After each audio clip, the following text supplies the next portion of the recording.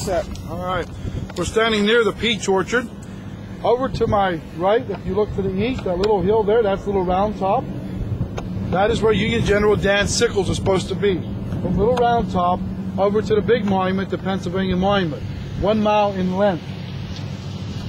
And that's where we're going to leave General Dan Sickles now, because over to his left then, from the Pennsylvania Monument, over to the round building, the cyclorama, is where the Union 2nd Corps would have been. So it would have been a 2nd Corps, 3rd Corps, and we're going to leave General Dan Sickles there for now, because Confederate General James Longstreet, as I told you earlier, he's going to be a little insubordinate here. He's going to be about 3 miles out to the west. He's going to receive orders from Lee that he's supposed to move his corps down to the southern end of the battlefield without being seen.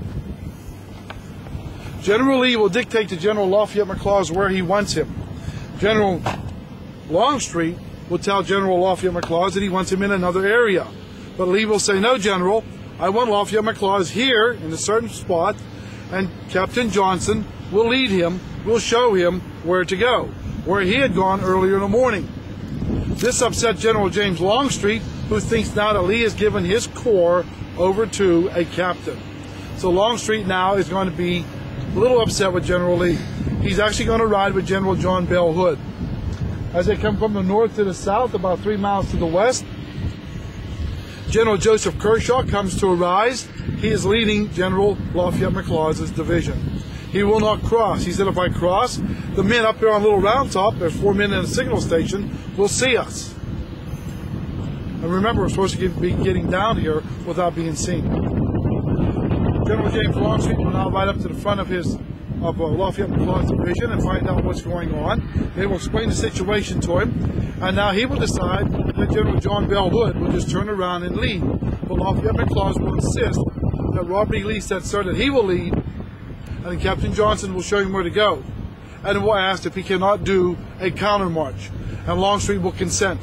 General Lafayette McLaws will now march all the way back up to Hers Ridge and turn around and start back down a low ground known as Willoughby Run.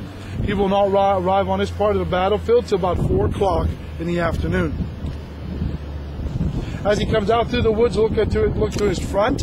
Remember, he's supposed to come out here without being seen and flank the Union Army, but to his surprise, that Union General that was supposed to be from Little Round Top to the Pennsylvania Monument has now decided to move his men out here by 1 o'clock in the afternoon. They're going to stretch from the area known as Devil's Den through the wheat field and out here in the peach orchard. And then he's going to extend his men all the way up the road, just about to that barn with the 3 white tops on it. That's the Kadoorie farm. He actually will be about 300 yards south of that barn. When General Meade finds out what General Sickles have done, General Meade will ride out here and confront General Sickles. At the same time, he will send General Gouverneur K. Warren up to Little Round Top. Sickles and Meade will talk. Sickles will tell him that he will send his corps back if Meade would like, but at that time, Confederate artillery will open up, and Meade will say, I do not believe those people are going to let you do that, sir, without a fight. Lafayette McLaws' division cannot attack first. John Bell Hood, way down the southern end of the battlefield, will attack first, and he's going to hit in around the Little Round Top area. That will be our next stop. But in this general area, General William Barksdale will come across those fields, and he will hit the Union line down there by that angle, down by that tree. That is Sickles' salient. We have the 3rd Michigan, 3rd Maine, 2nd New Hampshire, and then we have the rest of the Union line up along Gettysburg Road. Those boys will only hold for about a half an hour. Somewhere in the neighborhood of about 6 o'clock, the 3rd Corps will break, and they will start to fall back across these fields all the way back to where the Pennsylvania Monument is, because that's where the Union 2nd Corps is. That's where safety is.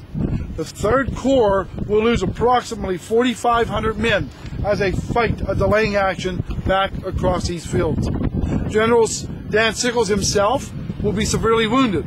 He will lose his right leg to an artillery ball, 12-pound artillery ball that comes bouncing by. It takes his leg off just about, except for about a 1-inch piece of skin. He'll be taken behind the Union lines, and his leg will be amputated.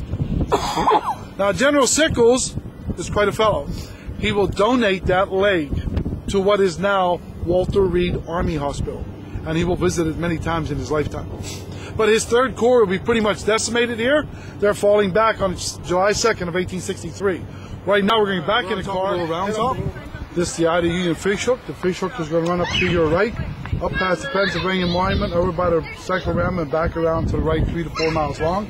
Confederate line is all those wood lines to your front, all the way past the tower, down across those woods, above the white barn, and just south, just east of Big Round Top, 5 to 6 miles long. There's only 4 men in a signal station up on his hill at the time, except for General Gouverneur K. Warren, who's ordered up on his hill. When Warren comes up on the hill, he realizes the importance of it. He will send an aide off of his hill. The aide goes down over to where that white bus is parked now, and he comes across Colonel Strong Vincent. Vincent demands to know what the aide is looking for. The aide tells him he's looking for General Barnes, and finally the aide will tell him he actually needs troops up on his hill, Sugarloaf Hill. Vincent brings his men up. As Vincent is moving his men, Confederates are coming from the southwest. As those troops from Alabama are coming in this direction, Colonel William Oates will end up being the last regiment on the right of the Confederate line. As he's coming from the southwest towards our direction, he will take out after Union sharpshooters who are firing into his right flank. He thinks they went to the top of Big Round Top. He will go out after them. When he gets to the top of Big Round Top, the man is exhausted. They ran out of water a long time ago. He stops up there for 15 minutes. By him stopping up there for 15 minutes, he has now given the Union Army that extra time they needed to get up on this hill. Those extra 15 minutes. Vincent will bring his men up here, just as Oates has stopped up there to rest. Oates says within 5 minutes of him stopping up there, a Confederate officer, Captain Terrell, rides up there, wants to know what are you doing. He explains the situation. He also says, if you give me enough time, I'll turn this into Gibraltar. He says, sir, we're on the offensive, we must attack now. Oates starts to move. When Oates starts to move, the 15th Alabama will eventually hit the 20th Maine. The fighting will go back five to six different times. Eventually Chamberlain will be ordered to will order a bayonet charge. And he will swing like a gate. As he swings like a gate, the skirmishers that he has sent out earlier, B Company, under Captain Morrill, who have also now met up the 12 sharpshooters that Oates had chased earlier, will now start to fire into the left flank of the 15th Alabama, the Confederates. Oates and his men will actually take off to the top of Big Round Top.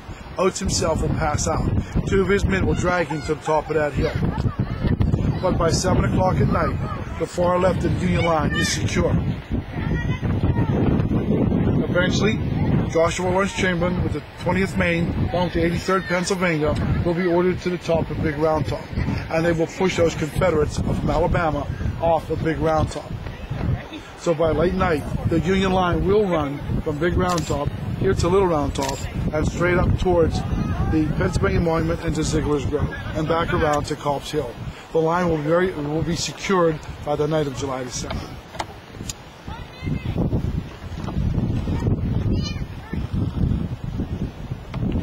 All right.